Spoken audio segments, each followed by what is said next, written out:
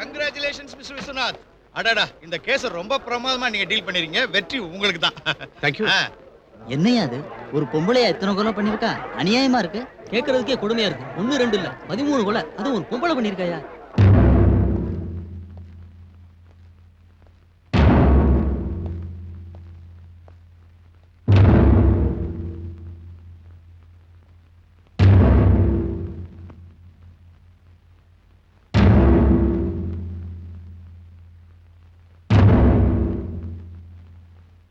Your honour, Melparai circuit ஹவுஸ்ல 13 பேரை வெட்டி கொலை செஞ்சதா குற்றம் சாட்டப்பட்டிருக்கிற இந்த சாரதா தான் அந்த கொலைகளை செஞ்சேங்கிறத பகிரங்கமா ஒத்துக்கிறாங்க. ஆனா ஏன் கொலை செஞ்சேங்கிறதுக்கு உண்டான காரணத்தை மட்டும் சொல்ல மறுக்கிறாங்க.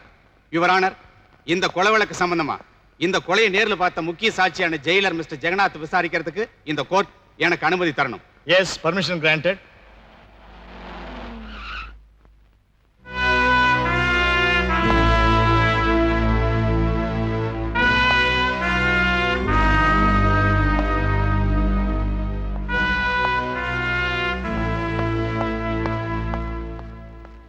K Jagannath, K Jagannath, K Jagannath.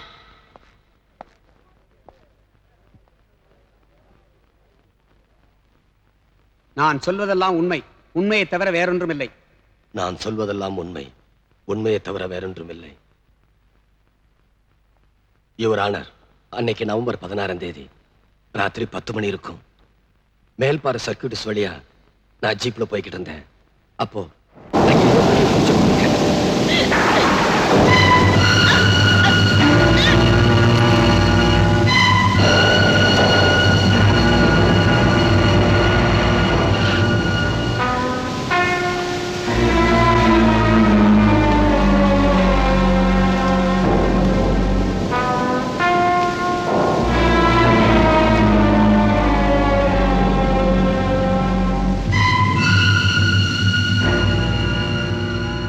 அதுக்கப்புறம் நடந்தது நான் போலீஸ்ல சொன்னேன். That's all your honour.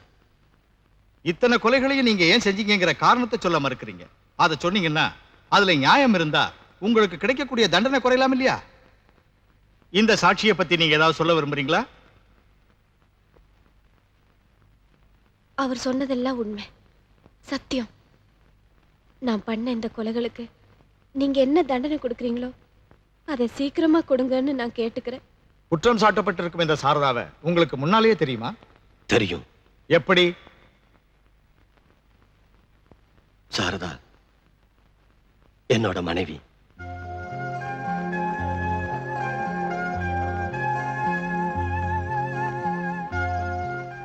கடந்த 25 வருஷமா எனக்கு அவங்களுக்கு எந்த விதமான சம்பந்தமும் இல்லை.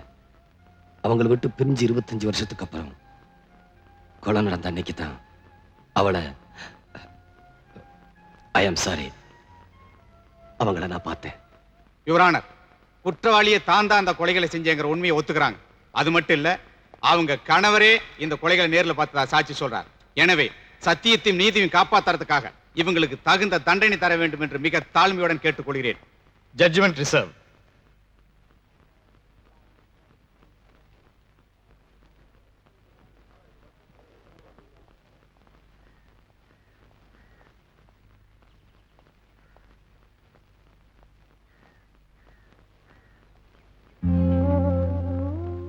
சாரதா, என்ன மன்னிச்சிருமா. சத்தியத்தையும் நியாயத்தையும் காப்பாத்துறதுக்காக உனக்கு எதிராகவே சாட்சி சொல்லும்படி ஆயிருச்சு. நீங்க அப்படி சொன்னதுக்கு நான் வருத்தப்படல, பெருமைப்படுறேன். என்ன, என் வாழ்க்கையிலையும் சரி வழக்கிலையும் சரி எப்போ நியாயம் உங்க பக்கம் தான் இருந்திருக்கு. இல்ல சாரதா, ஏதோ ஒரு நியாயம் உன் பக்கம் இருக்கு. எதுக்காக அந்த 13 கொலையை செஞ்சேன்னு கோர்ட்ல சொல்லாத உண்மையை தயவு செஞ்சு இப்பவாது என்கிட்ட சொல்லு. நாம சேர்ந்திருக்கும் போதுதான் உன்னை சந்தோஷமா வாழ வைக்க முடியல. இத்தனை வருஷத்துக்கு அப்புறம் உன்னை காப்பாத்துறதுக்கு இப்பவாது ஒரு சின்ன சந்தர்ப்பத்தை கொடு. வரேங்க.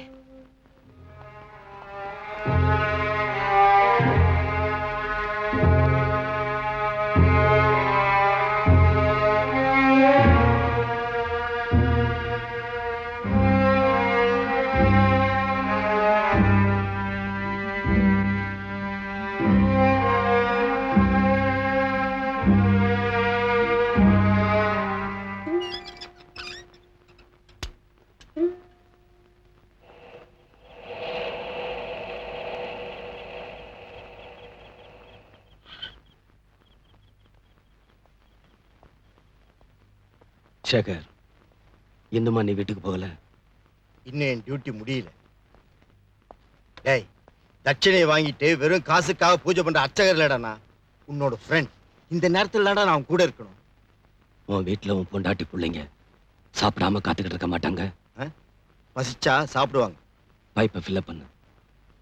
நீயும் நானும் ஒன்னாத்தான் இந்த ஜெயில கான்ஸ்டபிளா சேர்ந்தோம். நீ ஒழுங்கா டியூட்டியை பார்த்த, இன்னைக்கு சூப்பரண்டா இருக்க. நான் வீட்டுல ஒழுங்கா டியூட்டியை பார்த்தேன், அதனால இன்னைக்கு 4 குழந்தைகளுக்கு தகப்பனா இன்னும் கான்ஸ்டபிளாவே இருக்க.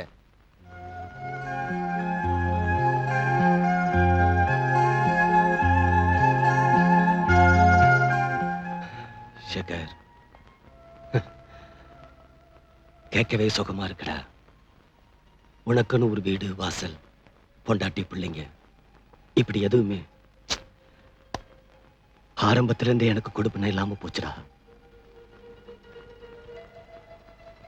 சின்ன வயசுலயே எங்க அம்மா என்னை விட்டுட்டு போயிட்டாங்க. விவரம் தெரிஞ்ச காலத்துல அப்பாவும் போயிட்டாரு. சேகர், அனாதைங்கிறது மத்தவங்களுக்கு வெறும் வார்த்தையா இருக்கலாம். ஆனா அந்த வார்த்தையுள்ள கொடுமையை முழுசா அனுபவிச்சவனா. ஏன்டா இப்படி பேசுடா? பேசினாதான் மனசுல இருக்கிற பாரம் குறையும். சாரதா வசதியான குடும்பத்து பொண்ணு. ரொம்ப என்ன கல்யாணம் பண்ணிக்கணும்னு சாரதா அப்படி வாதம் இருந்தப்போ அவங்க அப்பா ஒரே ஒரு கண்டிஷன் தான் போட்டாரு, வீட்டோட மாப்பிள்ளையா இருக்கணும்னு. நானும் ஒத்துக்கிட்டேன். ஆனா நான் வேலையில் இல்லாதவங்கிறதுக்காகவும் சம்பாதிக்க வக்கு இல்லாதவங்கிறதுக்காகவும் என் மாமனார் என்ன நின்னா, நடந்தா, சாப்பிட்டா என்ன அவமானப்படுத்தினது இருக்கே, இப்ப நினைச்சாலும் எனக்கு பத்திக்கிட்டு வருதுடா, பத்திக்கிட்டு வருது. நானே ஏன் பிறந்தேன்னு நினைச்சுக்கிட்டு இருக்கும்போது எனக்கு ஒரு மகன் பிறந்தான். மாமா, பார்த்து பார்த்து, மெதுவா மெதுவா, பார்த்து மெதுவா வா. பார்த்து. அடே, என் குட்டி பையா. அதுல பாருங்க, வீட்டுக்கு லட்சுமியா பொம்பளை புள்ள பிறக்கும்னு நானும் சாரதாவை நினைச்சோம். ஆனா ஆம்பளை புள்ள பிறந்துருச்சு. அதுக்கு என்ன மாப்பிள, அடுத்ததை பெத்துக்கிறது பொண்ணா பெத்துக்கிட்டா போச்சு.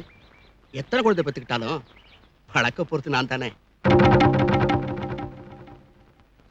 ஏன்பா அவர் என்ன சொல்றாரு, நீங்க என்ன பேசுறீங்க? நான் என்ன இல்லாதைய சொல்லிட்டேன், உள்ளத தரமா சொன்னேன்.